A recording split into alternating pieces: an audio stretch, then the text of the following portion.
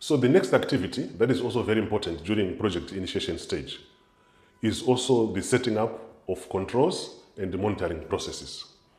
So you might be asking, Oscar, what are these things all about?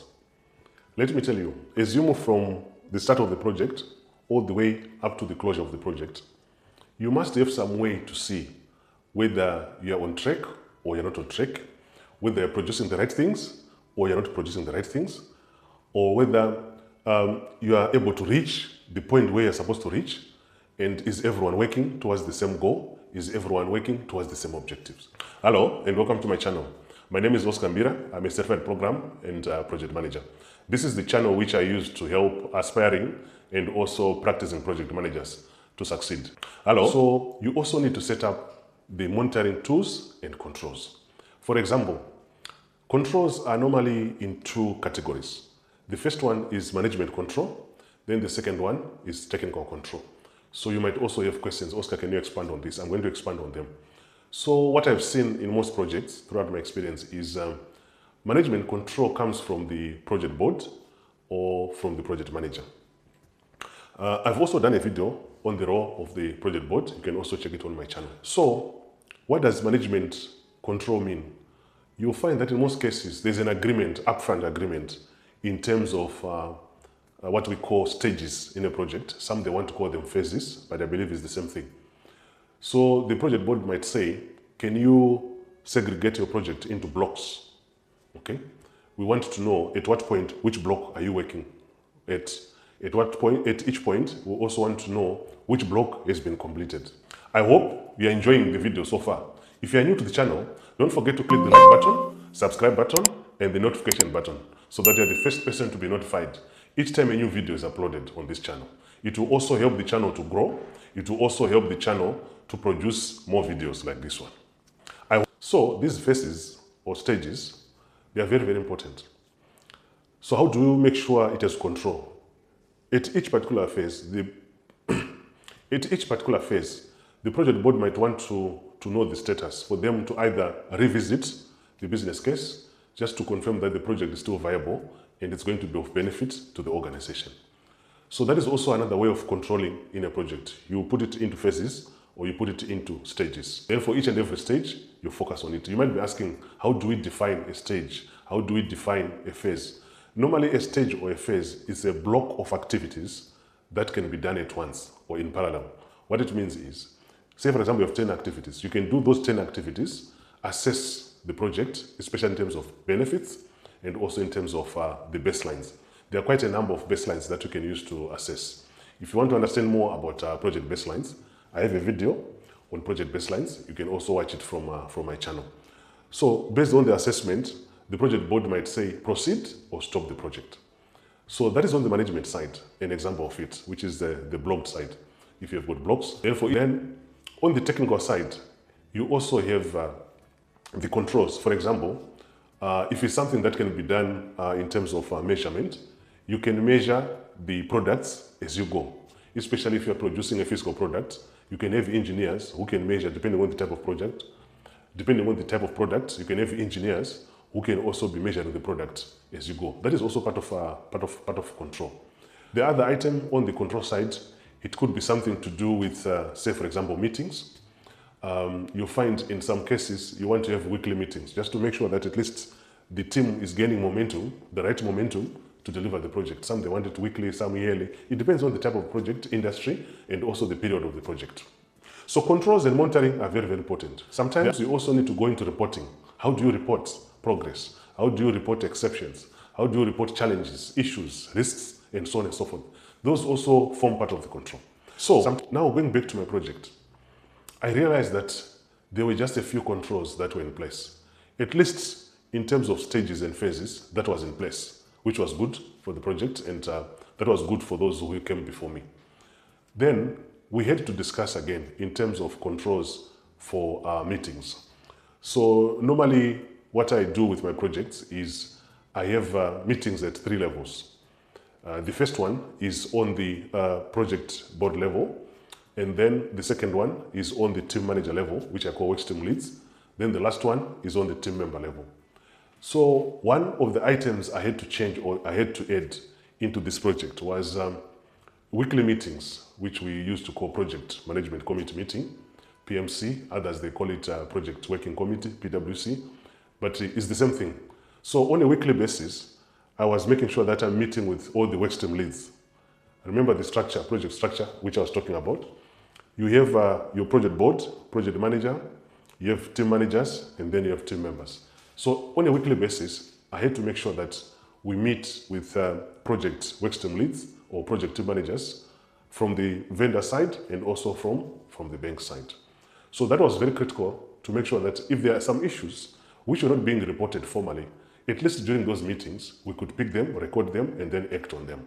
So the other control we also had was also on a daily monitoring process. You might be asking, Oscar, why daily? You know, this day and age, people can work from anywhere. It's no longer something that is controlled by the geographical location of anyone. So the people are connecting online. So therefore, it's not very easy if you're working with someone who is thousands and thousands of kilometers away from where you are to manage them. So every morning, we used to have a team meeting. The purpose of that team meeting was to look at any urgent items or issues in the project that requires attention either from the project manager or from the project board. So it was only a 30 minutes meeting. Don't make it long. Otherwise, people will spend more time in meetings than doing the work. So every 30 minutes, Monday to Thursday, we used to have this meeting. And then on a Friday, we used to have the workstream lead meeting, which is the PMC I was talking about, or PWC, Project Working Committee. And then we also had a monthly project board meeting, just to update them, to appraise them on what is going on. So that is also part of monitoring and control that I had to apply in this particular project to set the foundation for future success, and for sure we are successful. The other expected activity during project initiation is also to revisit the business case.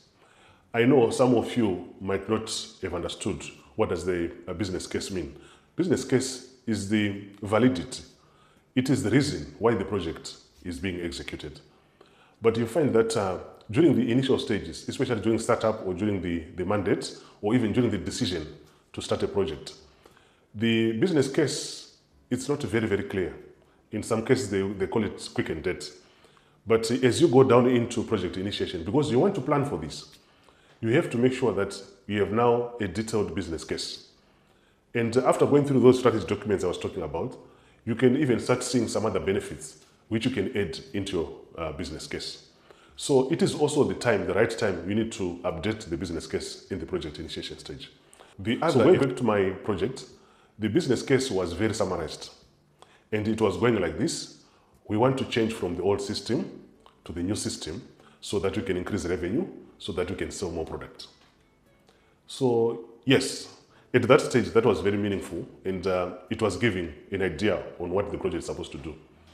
But as I joined the project, went into initiation stage, I said to the team, we need to expand the business case. We also need to expand on the benefits. We also need to plan on the benefits review plan. How are we going to check that the benefits have been realized? So we went through the business case, expanding where it was necessary, adding more benefits, and even adding more expectations, which were not diverting or which were not deviating from what was originally agreed. So it's also quite important that during project initiation, you go through the business case once again. Business case is actually a living document. Don't always think that a business case is something that you do today, you close, you look it somewhere else, you never touch it. No. A business case is a living document. What does a living document mean in project management? It means it's something that you can come and update as and when the need arises. So business case, you can even also update it after every phase. Remember, I was talking about the blocks or the stages. You can also come and update it, especially as you discover probably more requirements, more benefits, and so on and so forth. But just make sure that it doesn't deviate from the original scope so that you don't run a project in perpetuity. That is very, very important. I hope you are enjoying the video so far. If you are new to the channel, don't forget to click the like button, subscribe button, and the notification button so that you are the first person to be notified each time a new video is uploaded on this channel. It will also help the channel to grow. It will also help the channel to produce more videos like this one. So after your business case is done, this is now time to do project planning in project initiation phase. I'm not saying there was no plan at all.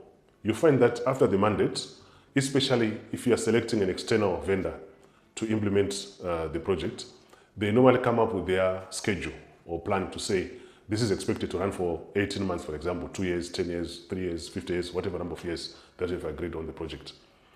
And they have a high level, I want to call it a high level, very high level delivery plan on how do they expect phase 1, phase 2, phase 3 like that, month 1, month 2, month 3 like that. From my experience, I have to warn you, those plans or schedules, they are normally done by salespeople. And they're not very good when it comes to planning as compared to project managers. If you disagree with that statement from me, let me know in the comment section. But I have to be honest with you, the high-level plans normally are done by the salespeople, and they normally do it for the sake of completing the deal, which I can understand because me, I'm from a delivery point of view. So you find the high levels, they are not as good as something that has been done in detail by a project manager. So you take that high-level agreement, normally you might find it from the statement of work or even from the project brief. Project brief, they're just also putting details like how long are you going to run the project. You might be interested in knowing more about the project brief. I have also a video on project brief. You can also check it on my channel. So this plan is always high level. And what I can pick from there is normally the period. They might say 1 year, 18 months, or 2 years. The rest of the other details, you need to expand them. You need to reword them. Some of them you need to drop them. Some of them you need even to change them. For the sake of not making this episode too long, I've also done the next episode on project planning so that you appreciate how I do project planning. There's something called product-based planning. That is what I normally use. It's a very powerful approach to project planning. So project planning is part of project initiation, but I've segregated it on a different video so that it becomes very clear and this video does not become very long. So I would encourage you to also watch the next episode, which is on project planning. So you now have your strategy document, your risk strategy document, your quality strategy document. You now have even your communication strategy document. You now have your configuration, version control strategy document. You have revisited your business case. You have now controls and also monitoring tools in place. You also have your project plan in place. Now comes the time where you now have to collate all these documents into one. I know there are some who might say, Oscar, that is a voluminous document. I do appreciate and agree on that.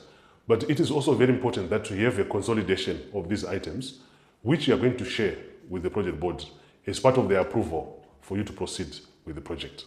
So you collate this information into one document called Project Initiation Documentation. It will be one, which means all the strategies, you put them there. And then once you collate it into one, you now seek approval. You might be asking, Oscar, why should this be approved? The project initiation documentation, or in short, if you want it, you can call it project charter or project documentation report.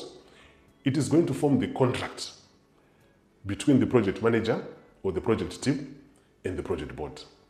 Hence, it must be signed. And my advice is always have either first or second page of the project charter or project initiation document as a sign-off page, so that when you present it to project board members, they can quickly see that they expect you to sign off the document. As much as they might want to skim through the document, but that signature is very important. And I can tell you, don't ever run a project without that document signed. The project charter, the project initiation documentation should be signed by the project board. The reason why it should be signed is time and again, you want to be able to refer to this. Remember, this is initiation stage where probably you're also using your project members, your vendors, and so on and so forth. And I can tell you from my experience, at this stage, you all have sober minds. There are no emotions, there's no blame game, and so on and so forth. So those documents, the way you create them, they are very, very rich in terms of objectives of the project. But as you go deeper into the project implementation and execution, there are going to be some tensions, you cannot avoid it. There are going to be some conflicts, you cannot avoid them. There are also going to be some conflicts, you cannot avoid them. There are also going to be some emotions, you cannot even avoid them. There's going to be some disagreements, you're not going to even avoid them. So you want to be able to make reference. So this is where now you need to go back to this documentation. What did we say if this particular risk materializes? Okay? In terms of communication, who are the stakeholders? What frequency of communication? You know, things like that, and so on and so forth. In terms of quality, what are the quality records are we supposed to maintain? So that is also very, very important. If you want me to create additional videos based on what we have discussed in this video, or you want me to revisit any specific concept which was not clear, you can also reach out to me, or you can let me know in the comment section below.